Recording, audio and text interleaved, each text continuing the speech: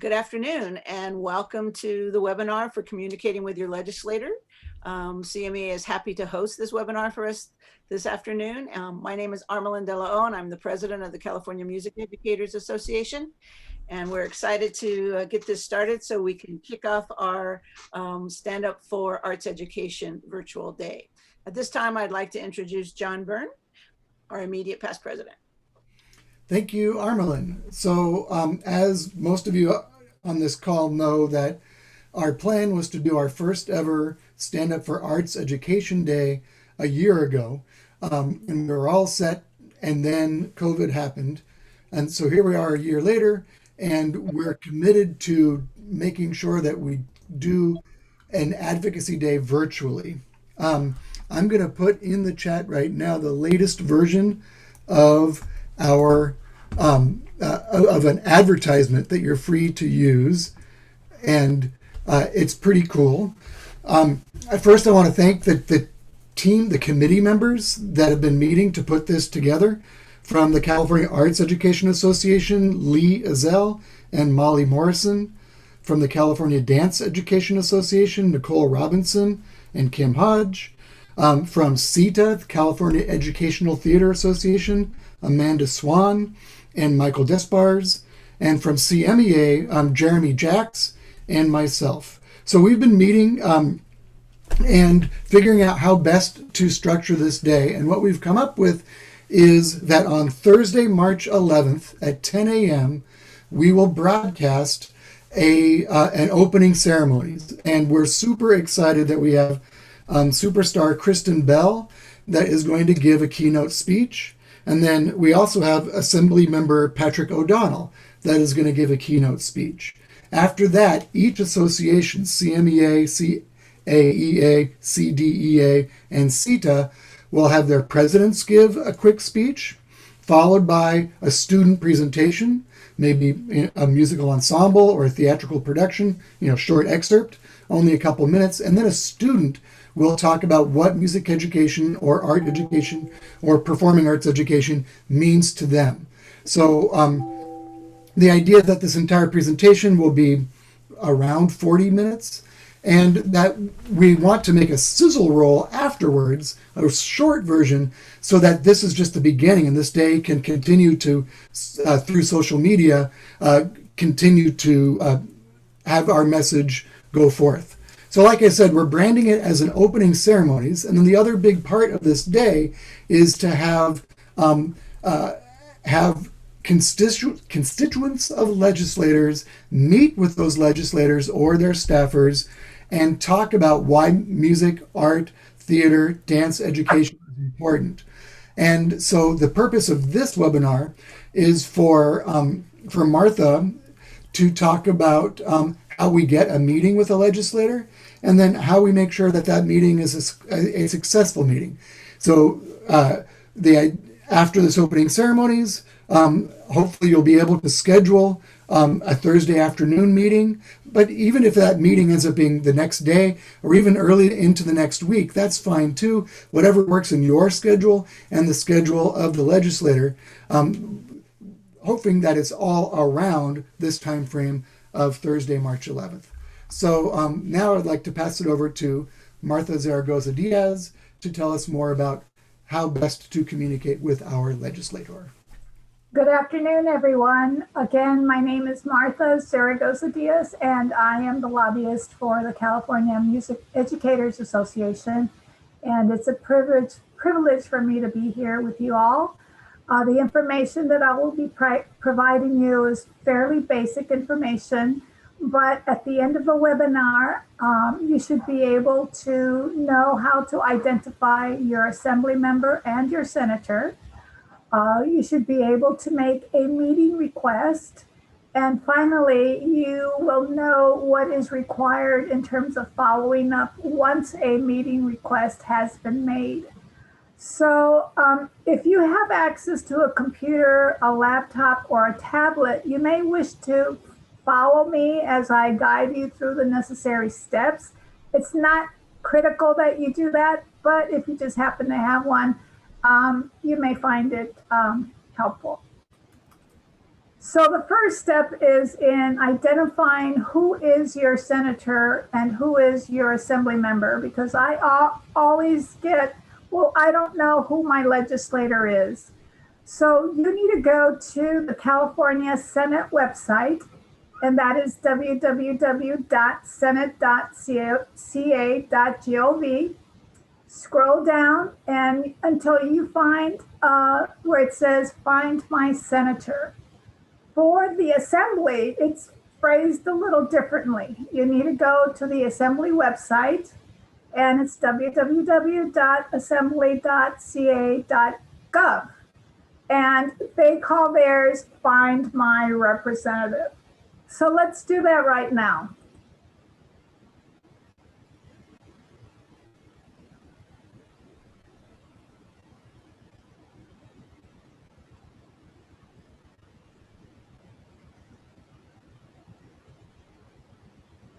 So this is the California State Senate website, and it contains a lot of important information for you to know if you're interested. So in order to find out who your senator is, you scroll down and you find My Senator. This is where you want to go when you want to find out who your senator is. Now, with regards to the assembly, same thing. Go to the assembly website.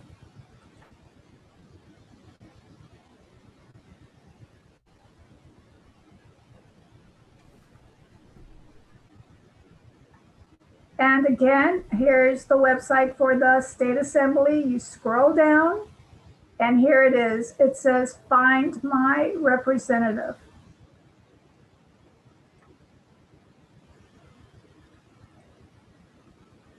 So on this form, when you hit the Find Your California Representative, it will provide you with a form that you have to complete. And it asks for the address, your city, and the zip code. And it will provide you with both the who your senator is and who your assembly member is. So let's put in an address right now.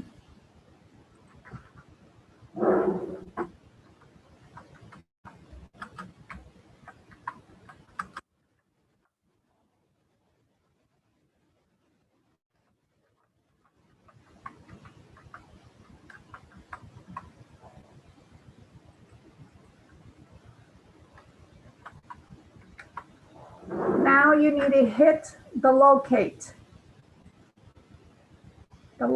button. Okay, why isn't it doing anything? I am so sorry, it worked before. Let me try that again.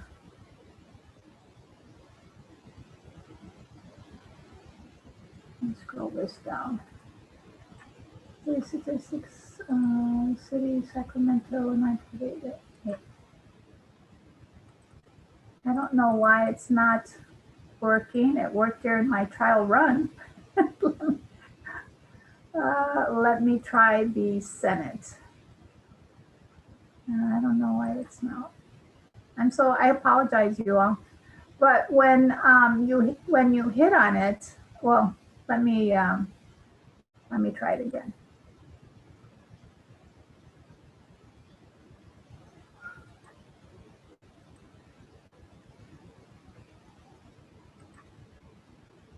No, there's a glitch here. I apologize.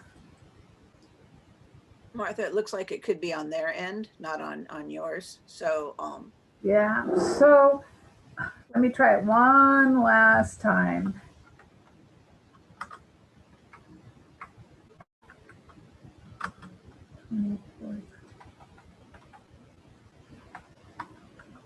That's so funny. Of course, that's going to have to happen. I did this a million times last night and it worked.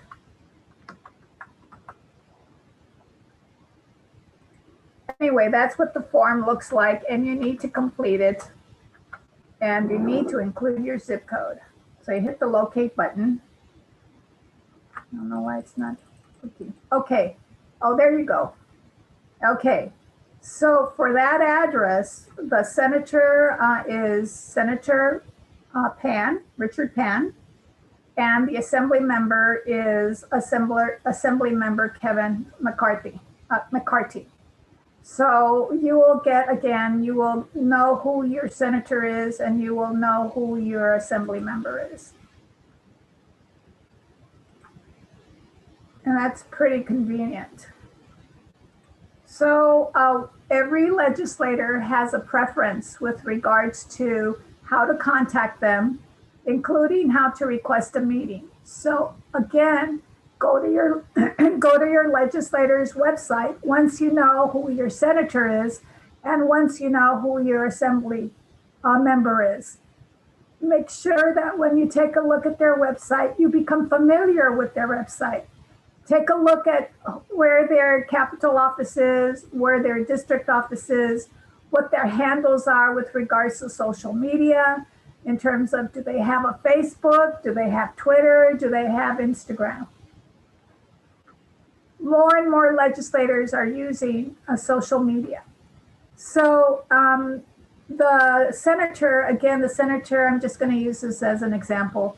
The senator that was identified was Senator Pan.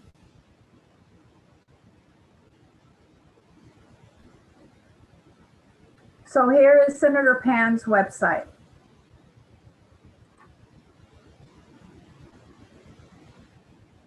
I wanted to talk about that a little bit. So please note that each legislator, their website differs in terms of content and in terms of format. They may or may not provide information regarding staff, and they may or may not provide their capital offices on their website. So if you take a look at Senator Pan's website, he does not include anywhere on his website his capital office information or the district office information. So you will need to go to their roster on the Senate's website, general website, or on the Assembly website. So here you see that there is a contact information. You take a look at the contact, and it will provide you with specific assistance or requests that the senator has deemed important. So he has EDD assistance request. Contact him personally, whether you want to be on his newsletter list, distribution list. Here is his event request. Here is his meeting request, and whether you want him to provide special recognition to a specific individual of his specific individual that you are requesting recognition for.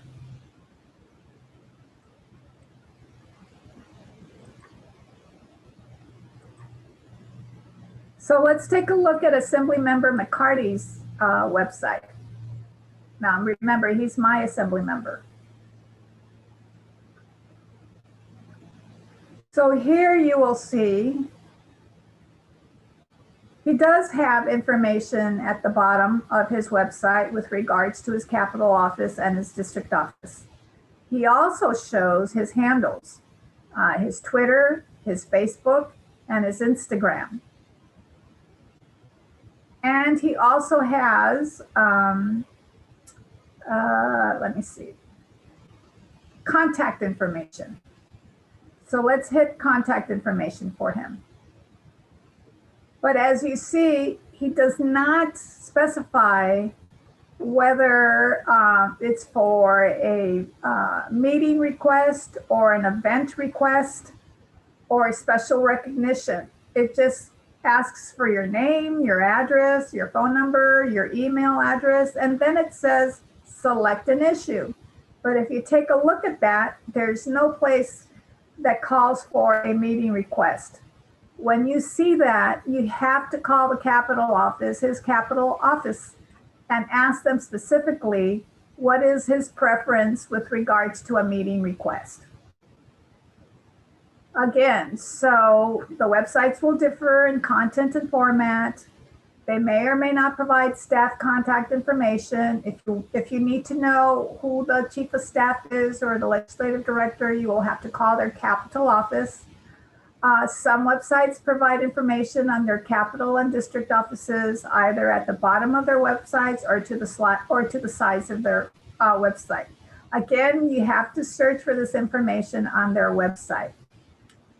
So I walked you through this. Where do you look to determine how to request a meeting? There usually is an icon at the top of the website that says contact. It will be located at the top, or sometimes it's located to the right or left of the website.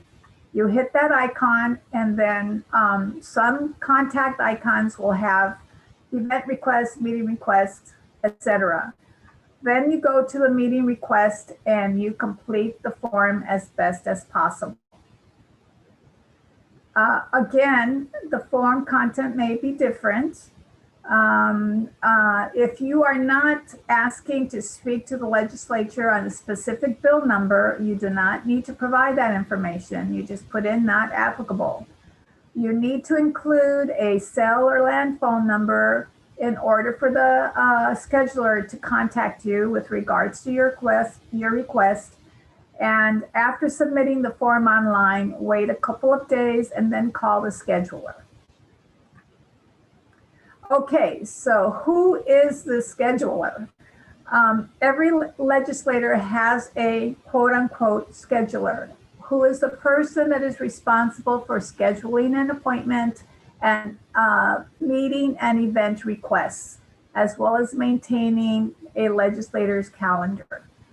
You need to identify who the scheduler is, and it may take a phone call to the Capitol office, or in some cases, the district office, but always start with the Capitol office. Be nice when you inquire, when you call and ask who the scheduler is. Be nice and be civil, because oftentimes they serve as a gatekeeper with regards to who gets to meet with a legislator. I've included here the links for the roster of all of the senators and also for all of the assembly members. And I'm just gonna hit the Senate one so you can see what that entails. So this hyperlink takes you directly to the list of members on the Senate side. And it gives you their Capitol office, their district office, you go, and their contact information and their homepage. So their homepage is the website. Senator Ben Allen, let's see what his looks like. So here is Senator Ben Allen's website. He provides information of his offices at the bottom of the page. His contact information is here. Again, it's send a message. It does not provide for how to make a meeting request. So you will have to call his Capitol office in order to determine what is best for the senator with regards to asking to meet with him. And the same thing for the assembly members. Here is the roster of all of the assembly members and the pertinent information. It's formatted a little bit differently from the Senate, but it still provides important information. Okay, what next? So the call. Once you've identified your legislators and once you've identified who the scheduler is in terms of the name when you call, then you need to make a call for requesting a meeting. So if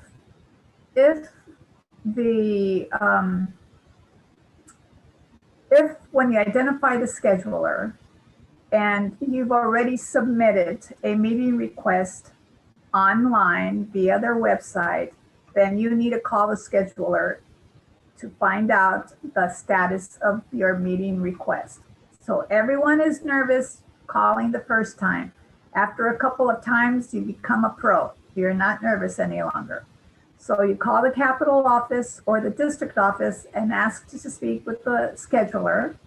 If they are not available or if they're not there, whoever answers the phone, you leave a detailed message and your phone number in terms of where they can call you back. Oftentimes, if they're not there, whoever answers the phone will forward you to the scheduler's voicemail. So leave your name and your phone number and the reason why you called. If before they send you to their voicemail or before they hang up, please make sure that you request the scheduler's name and their email address, because if they don't return your call that day, you're going to need a follow-up and you need that information. So what are the elements of a call? Of course, it's to know the name of the scheduler, to speak to the scheduler, give your name, the name of the organization you are representing, and if you are a constituent of that assembly member or that senator, state you're calling to find out the status of the meeting request sent via website, and you give the date that you sent that website request, and also that you sent it via a letter, with a letter via email, and give the date of the email that you sent the request. You inform them of the date, the time, and the location that you are requesting with regards to meeting with the legislator. Again, if they are unavailable, get their name and email address, and then leave a message for them to give you a call back. Here's an example of a call. Good morning, my name is Martha Zaragoza Diaz, and I am calling for Ann Diaz. Is she available? Oh my goodness, she's not available. Well, then I would like to leave this message along with my phone number so I can receive a call back. I look forward to hearing from her or him. Thank you. Sometimes they will ask you the organization that you're representing. So in our case, tell them you are calling on behalf of CMEA, CDEA, CETA, or CAEA. Again, if it's appropriate, tell them that you are a constituent of the senator or the assembly member. Be prepared to give your address, because they want to make sure that you are indeed a constituent, and that's how they verify it.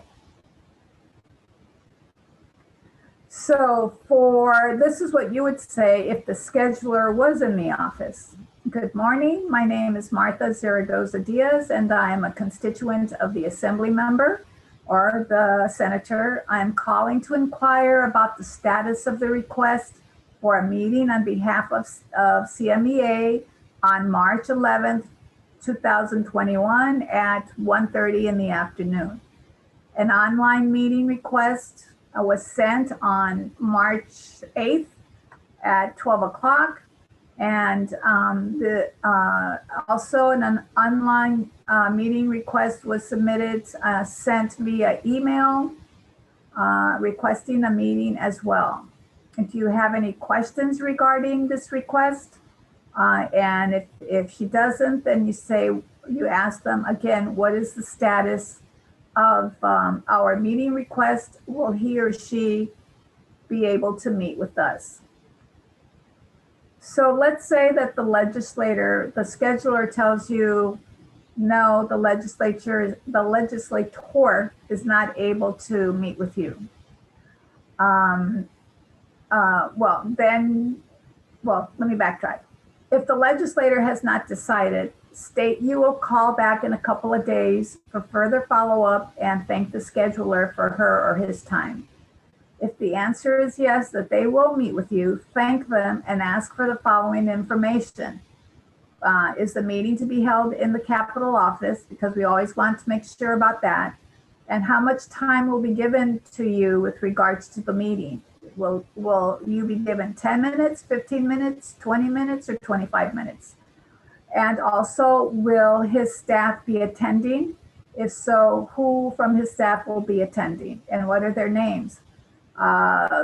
James Doe, Chief of Staff, or Ann Speaks, who is the Legislative Director. So at least you will have an idea in terms of who else will be in the meeting with you when you meet with the legislator.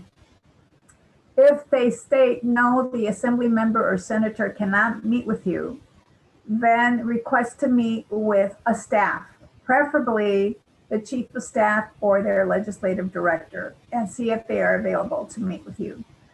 It's not a disappointment when you have to meet with staff, because oftentimes staff are more familiar with the policy issues and with bills than a member may be. So don't consider that a slight if they tell you, well, you can meet with our staff person.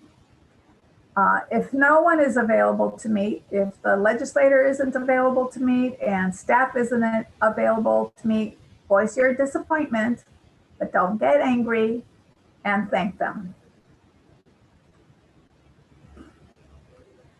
So in addition to making a request on their website, if that's available, I recommend also doing a written request for a meeting, and that be sent via email to the scheduler as well.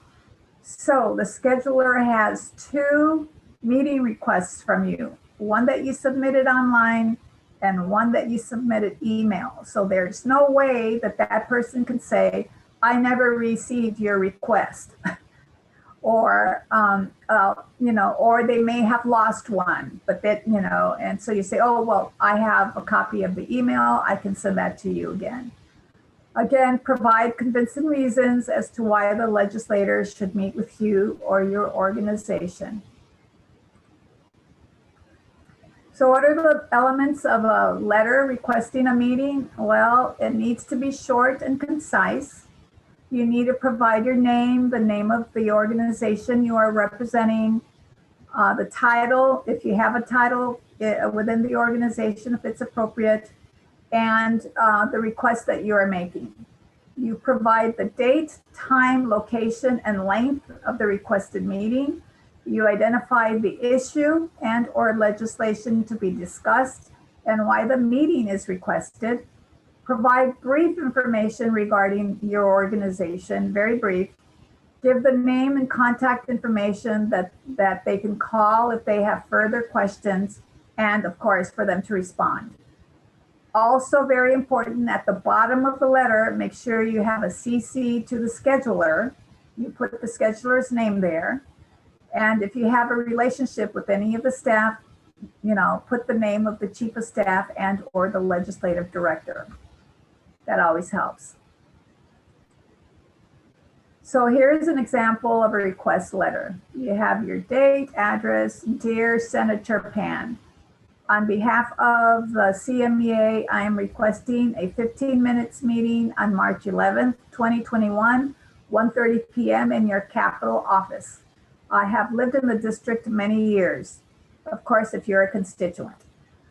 The purpose of the meeting is to introduce you to CMEA, to inform you of our priorities for 2021 and how we can mutually work together. CMEA would like to be a resource to you when making budget and policy decisions on standards-based arts education programs for our children. I can be contacted at, provide a telephone number and an email address for a response to our meeting requests, or if you have further questions. We look forward to personally meeting you. Sincerely, your name, your title, if appropriate. So what is missing from this letter? Can you see anything that's missing from this letter? It's short and it's concise. What is missing from this letter is just a little bit of a description of who CMEA is.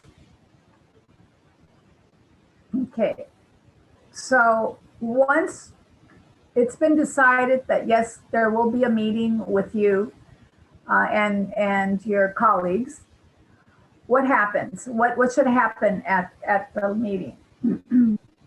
Well, first of all, you should know that most meetings are now being held virtually. Because of COVID-19, since March of last year, very few in-person meetings have been held either in the Capitol office or in the district office. Almost everything is being done virtually. So you need to make sure that the scheduler is provided the Zoom meeting information and the contact person in a timely manner once it's been confirmed that you have a meeting with the legislator. All participants of the virtual meeting must be on Zoom at least 5 minutes prior to the scheduled meeting, preferably 10 minutes prior to the scheduled meeting. Prepare any handouts and forward to the scheduler for the legislator to make sure that he has the issues that you're going to talk about at least the day before the virtual meeting. If possible, hold a pre-meeting with your colleagues or who's going to be also in the meeting with you to identify a facilitator, to assign speaking points to each participant, to identify a note taker, and to identify a timekeeper. Excuse me. At the meeting, the facilitator identifies himself or herself. The participants identify themselves and their titles within the organization, if appropriate. And the facilitator again confirms how much time they have with the legislator, and then begins the discussion, begins the meeting. The responsibility of the note taker is to write down points made and any follow-up items agreed upon at the meeting. When time is up, the facilitator thanks the legislator for his or her time and repeats any follow-up items agreed upon. Also, I didn't include this in here, but I should, is please make sure your cell phone is on vibrate or it's off. If you do have to take a phone call, turn off your video and mute yourself, answer the phone call, and then get back on to the meeting. But it's always best to put your cell phone on vibrate or turn it off during the time that you're meeting with the legislator. Immediately after the meeting, if possible, hold a debriefing on what was said and what was agreed upon. Talk about what went right, what went wrong, and any required follow-up. Also, a thank you note must be written by the facilitator and sent email and postmail to the legislator.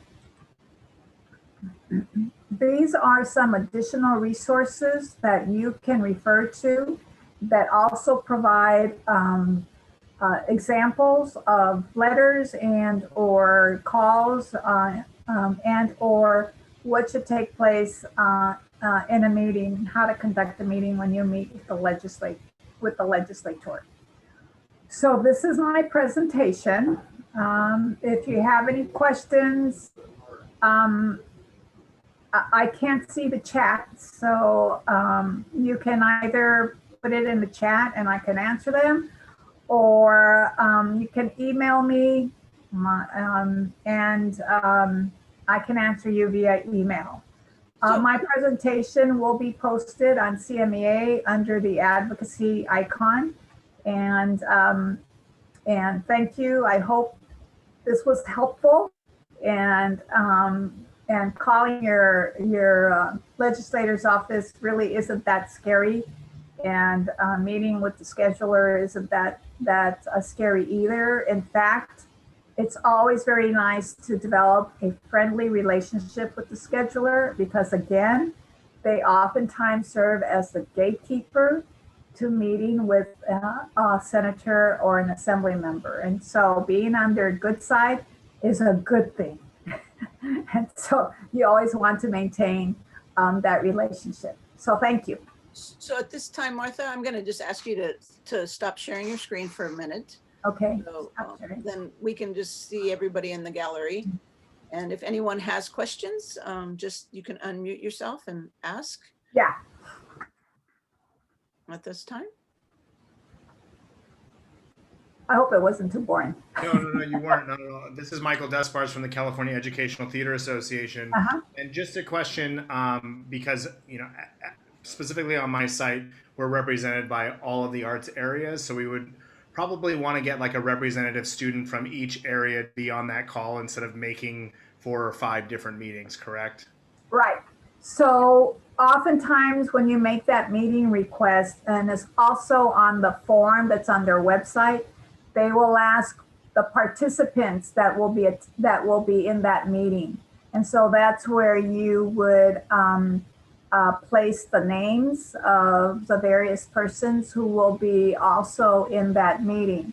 Now, in the email, that would be an appropriate place to also indicate who else will be attending the meeting with you, especially if you're representing several organizations. That's important so that they can see that it's not just one organization, but several organizations that have outreach, extensive outreach, right, and extensive membership. So that's always very important to show, because for legislators, it's how many folks does the organization represent? How many members do they have? Because quite a few may be their constituents. So, that's where you would indicate that.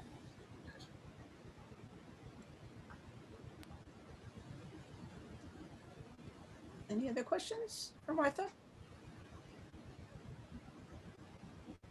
I'm glad you're all on. Nice to see everyone.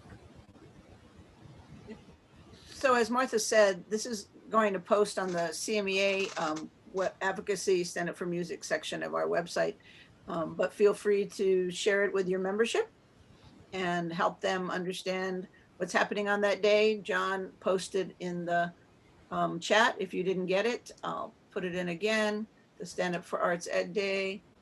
Or maybe John, you can post it again. So and also just a few pointers with the meeting itself. You may, you never really want to get into an argument with the legislator, when you're in a meeting. It's okay to have a difference of opinion, and that's how you would want to phrase that. But you know, it's never good to be confrontational or to get angry, because then that just makes the legislator automatically shut down. And if they ask you a question that you cannot answer, it's okay if you tell them, I don't know what the answer is. I will get back to you. So that's a, you know, a follow-up question. At the beginning, when I first started doing this work, I felt like I had to have the answers to everything. You know, there are questions, which is not possible, right? And so I always felt like I had to have some kind of an answer, even if I wasn't so sure. But they prefer for you to be honest about it and just say, I really don't know what the answer is, but I will check with my folks and get back to you. And they appreciate that much better, because what you provide them has to be accurate in terms of your facts, and because that's very important, that the information that you provide them is accurate information and factual. So I did put it also in the chat. There's kind of a little cheat sheet, meeting your legislator virtually. It has some of the do's and don'ts that Martha's been talking about. You're welcome to utilize that. We'll post that also. I also want to just mention, and Matt, I think I'm not sure that the slide presentation, I think the webinar itself is going to be posted. So it'll be embedded in the slides will be embedded in that. So sorry if I misunderstood your question. Okay. Any other questions or Oh, thoughts? yeah. Someone said, and always great to ask if they were ever involved in the arts. That's key. That is very key. And I'm sure you're not surprised, knowing that quite a few of the legislators either sang in the choir or they performed in theater, or they played in the school band, or they were in a marching band. That's a great question, Anne. Thank you. Yeah, they need to say that. Okay. Need to ask that, or if they were a dancer. Or a visual artist. That's right. Or visual artist. Here you go. All Yeah. right. So Martha, we want to thank you on behalf of CMEA once again and helping all of us for our Stand Up for Arts Education Day. I think at this time we'll go ahead and I'm going to